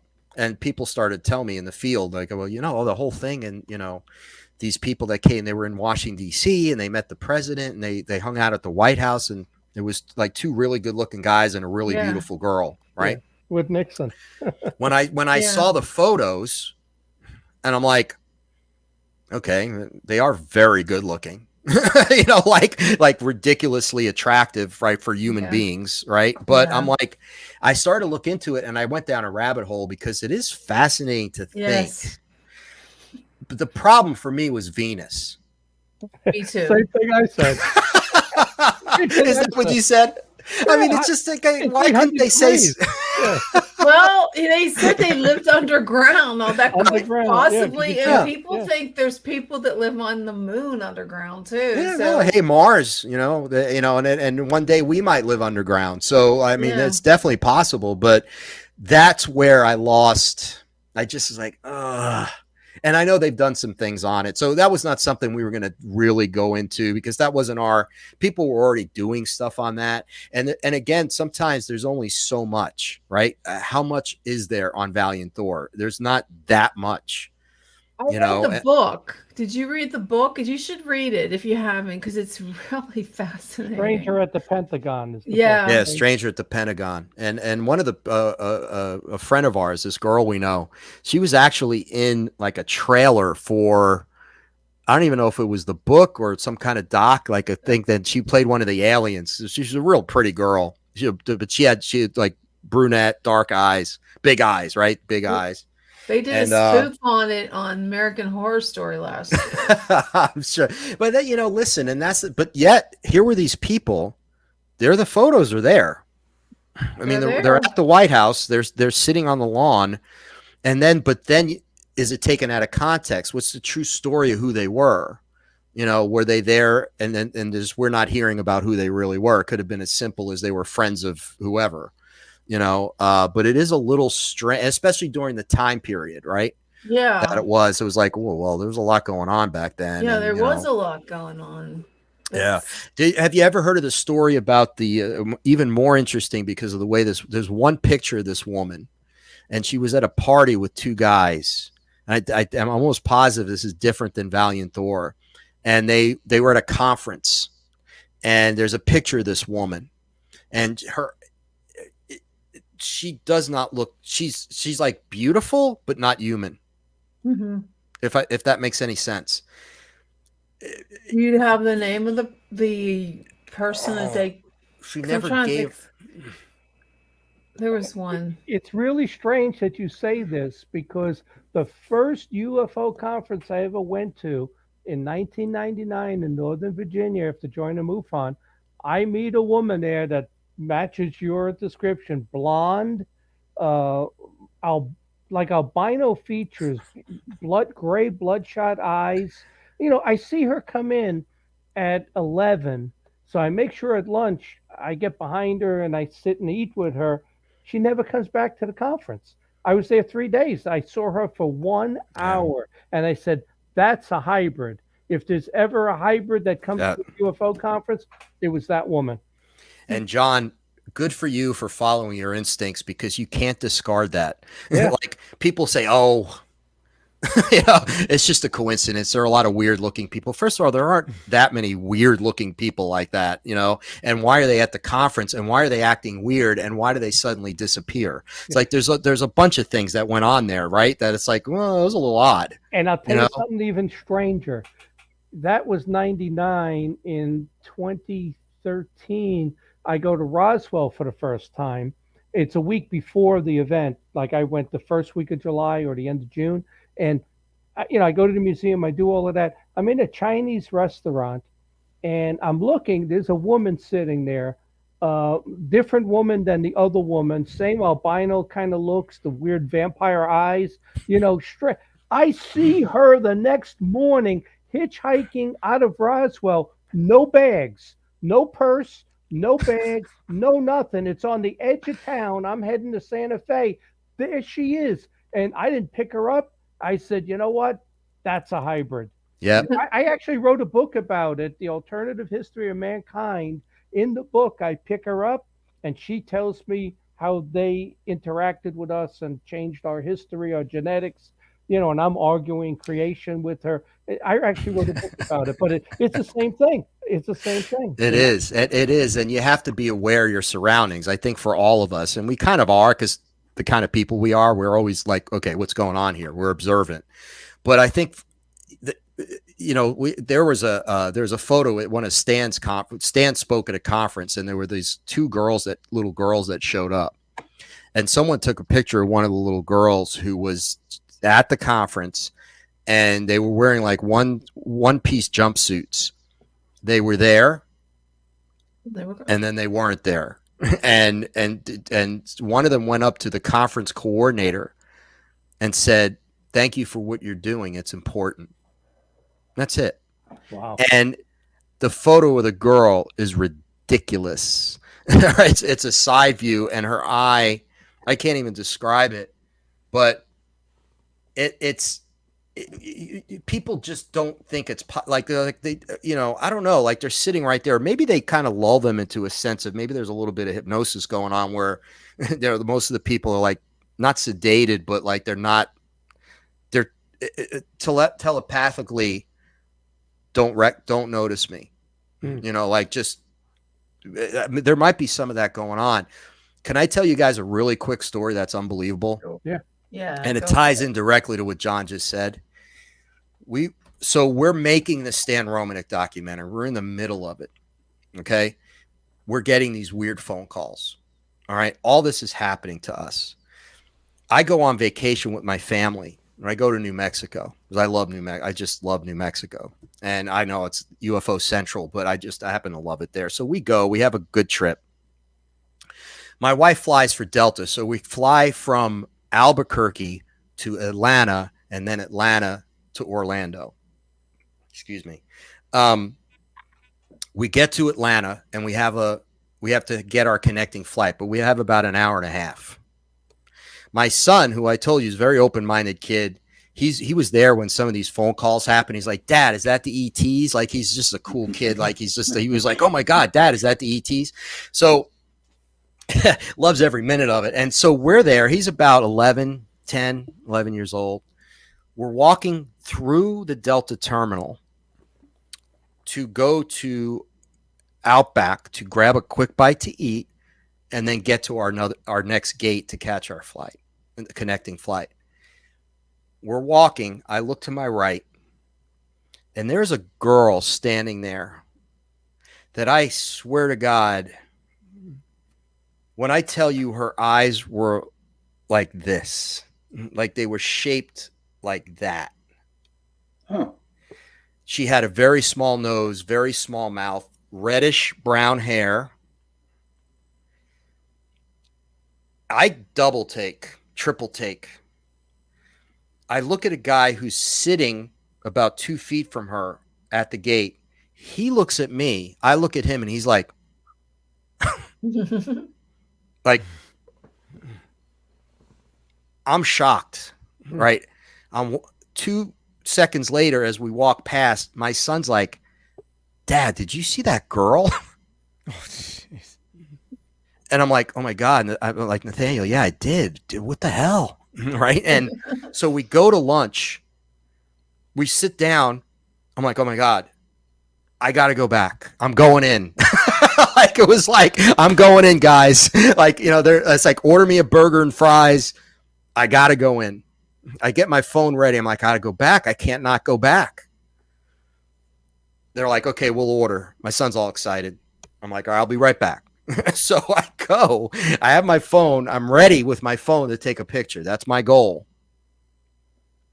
Now, understand, I'm walking the opposite way. So she was on my right-hand side when I was walking that way. So she would have been on my left. So I'm looking at my left. I'm coming to the gate that she was at. I'm looking at my left, She's not there. I look to my right. She's about 15 feet from me at that gate, staring at me as if to say, like, literally telepathically, can I help you? Like, she knew I knew. I have to say, I'm embarrassed to say this, Mr. UFO guy, researcher, and Kennedy researcher. I panicked because I couldn't. Yeah, exactly. I love it. That's a great photo. But like, and her eyes were that big, but they were almost like shaped all the way up like this and real close together. And I'm like, and I didn't know what to do, right? And then so all of a sudden, she very quickly starts to board what I thought she was boarding on a flight. And I did happen to notice that it was going to Detroit, of all places. The flight said Detroit. And I tried to get a picture of her as she was boarding, but I couldn't. There were too many people in the way. I went back. I told my family what happened, and they're like, oh my God. And my wife was very supportive, and she was there when these phone calls happened. And she's like, you know, she's had stuff happen to her just by being around me over the years with ghosts and UFOs. So she's like, yeah, oh my God, that's incredible. I told my son, I said, do me a favor, and as soon as we get home, draw a picture of what you saw. And I had him draw a picture of this girl, and I have it. And I kept it, and it's something that, because it verified to me what I saw. I'm like, yep, that's what I saw.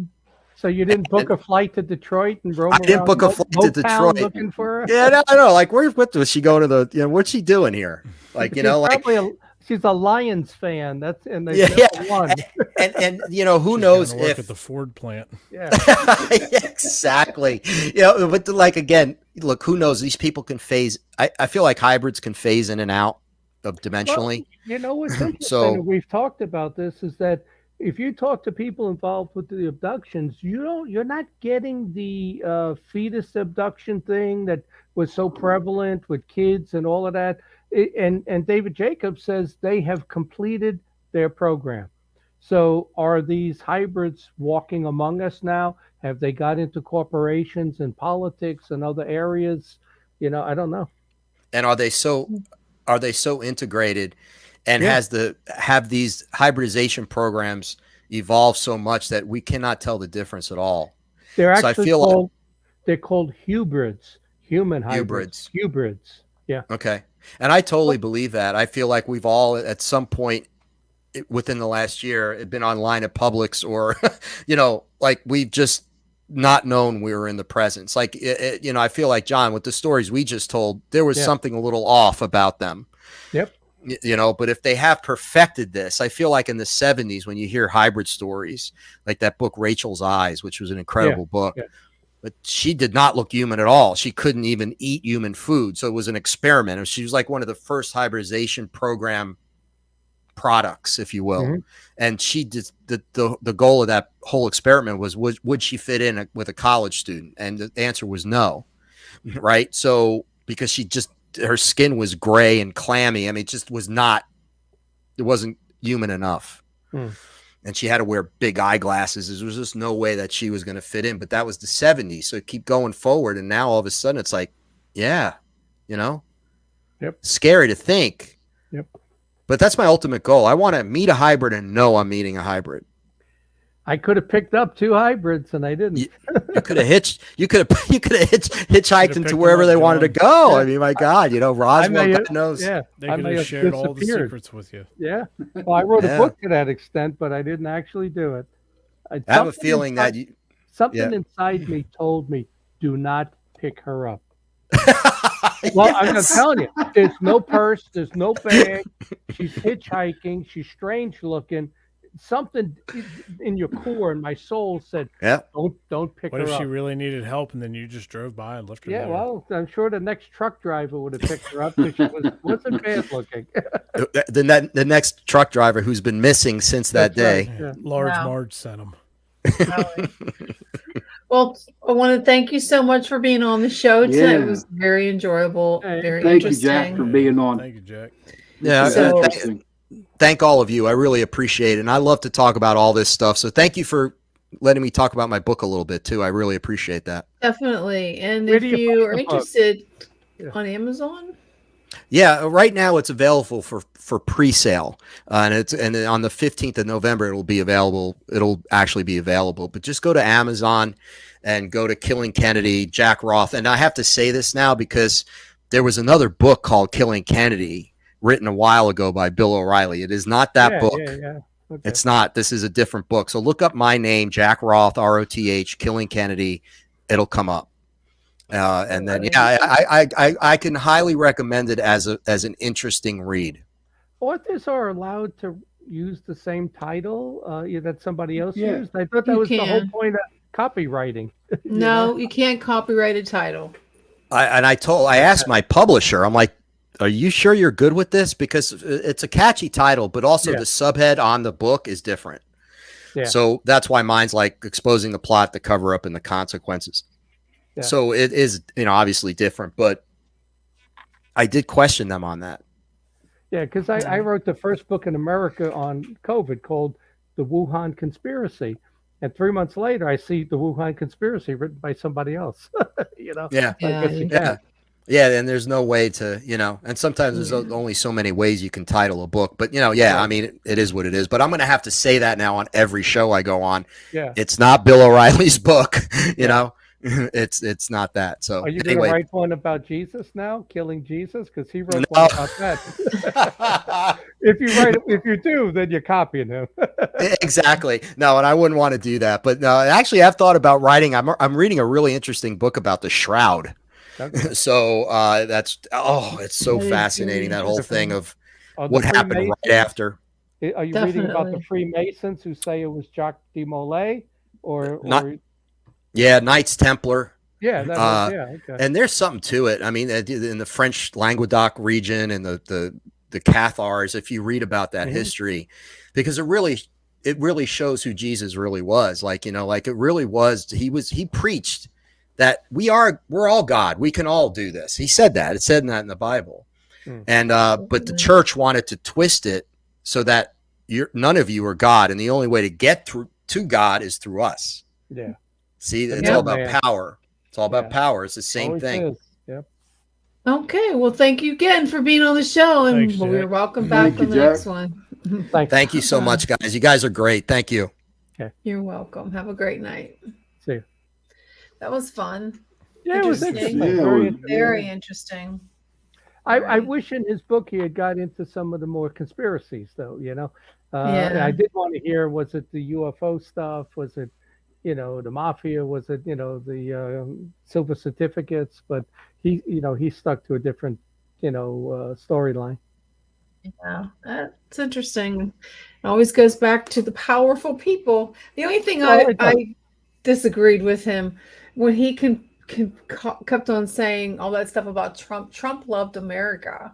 Oh yeah, I agree. He I absolutely does. didn't, because Trump, he loved America. He didn't dislike it.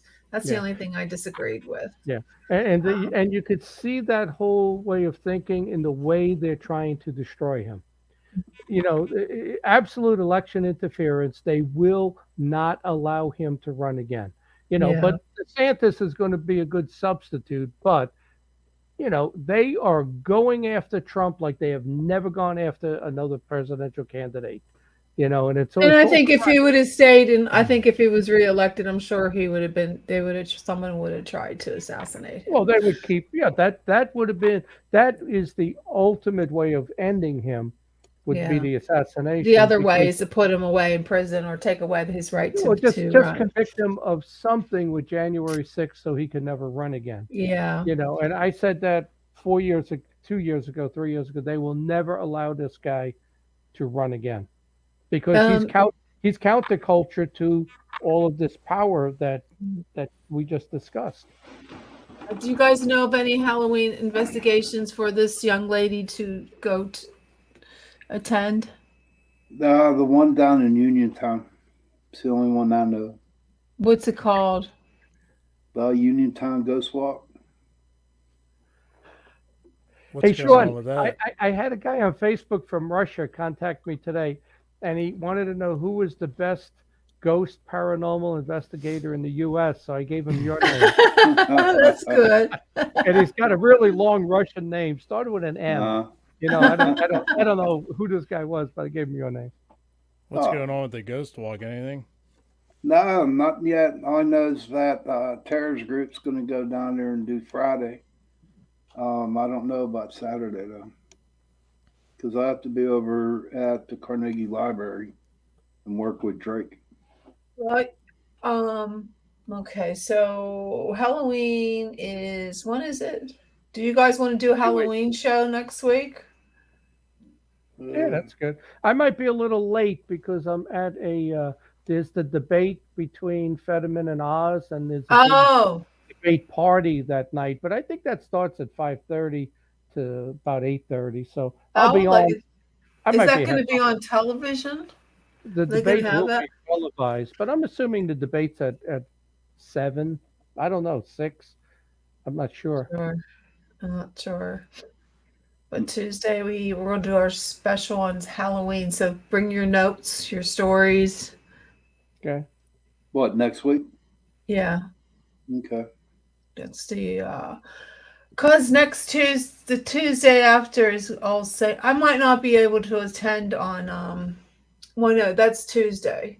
When's All Saints Day? Is that Tuesday? No. Is that the second? The It's first, Is it the first or the second? What is it? November 1st. First. November 1st. Okay, I'm trying to think if it's November 1st. They're having a special at my church for the people who passed away. They're gonna, my mom died in June, so I was gonna go. So I'm not sure if that's November 1st or the 2nd. I have to go look on the following Tuesday, I think, is the 1st. Because next Tuesday is the 25th. There's 31 days, so. I guess it is. Maybe it is. I always thought it was on the 2nd for some reason. Mm-mm. There's All Souls Day. Oh my God. I'll have to look it up. Oh, wait a minute. You're talking about All Saints Day? Oh, you might be right. You might be right. If there's All Saints, might be the day after All Souls, which is the day after Halloween. I think it's one of those.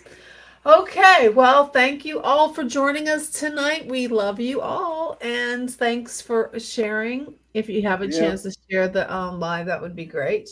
And you all have a great Tuesday night, or we're getting into Wednesday now. I can't say, I want to say happy hunting, but that's your line, Shawn. All right. You have a great night, guys. And good night, everybody. Turning into, oh my God, I'm having one of my brain freezes. Turning into Chasing Prophecy. You just checked out. That was fast. We didn't even end it yet. I can't find the music, but that's okay. Thanks again for tuning in to Chasing Prophecy. Have a great night.